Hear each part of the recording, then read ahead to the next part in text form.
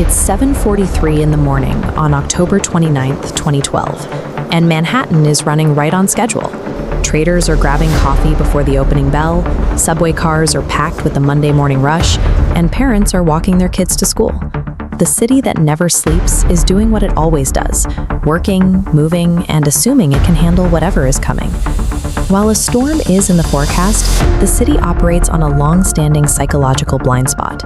But Sandy is 70 miles offshore and ignoring the rules of the coast. Usually, hurricanes weaken when they hit cold northern water, falling apart as they move over land. Sandy is doing the opposite. It is growing. This is an extratropical transition. Sandy is colliding with a cold front moving down from Canada and a high-pressure system over Greenland that blocks any path north. The collision forces the storm's wind field to stretch out, creating a massive, sprawling radius.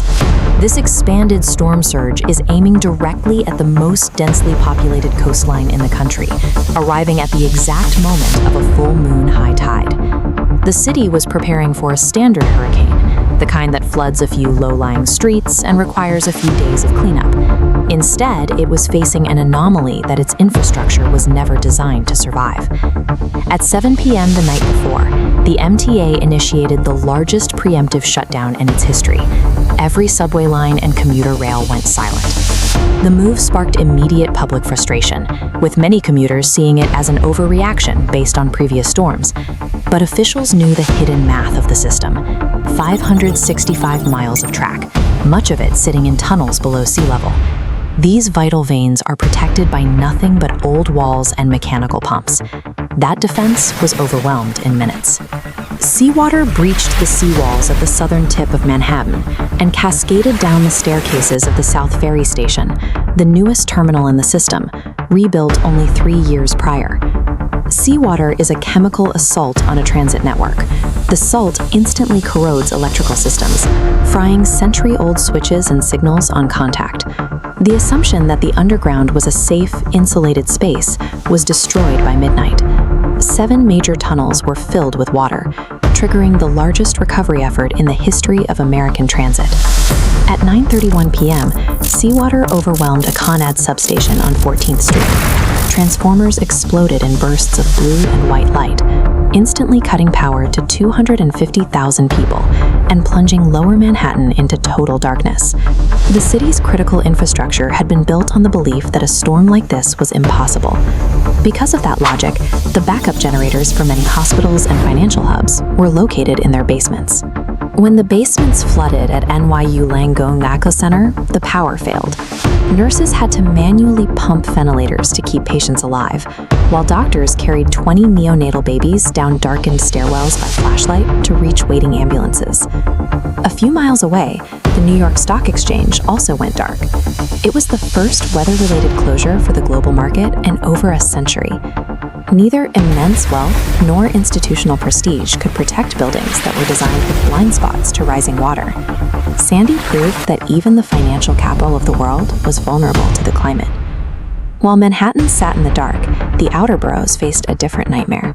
In Breezy Point, Queens, a fire sparked in a single home and quickly spread through the neighborhood. Flooded streets made it impossible for fire trucks to reach the flames, leaving over 100 homes to burn to the waterline. On Staten Island, the storm surge hit with terrifying speed.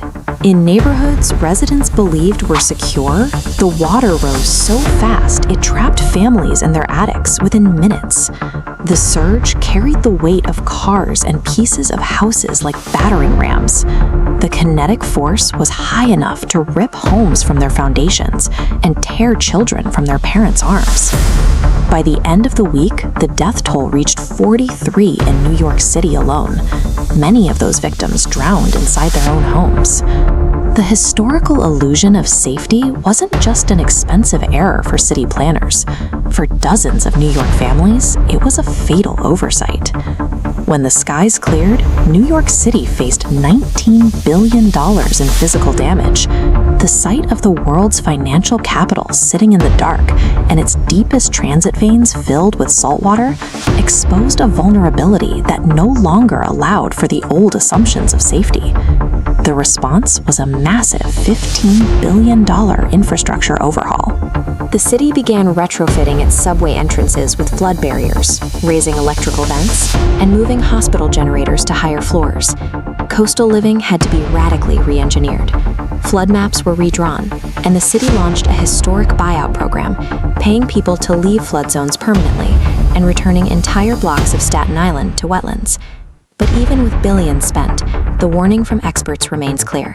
Sea levels are rising, meaning the next storm surge will start from an even higher baseline, leaving the city in a constant state of vulnerability.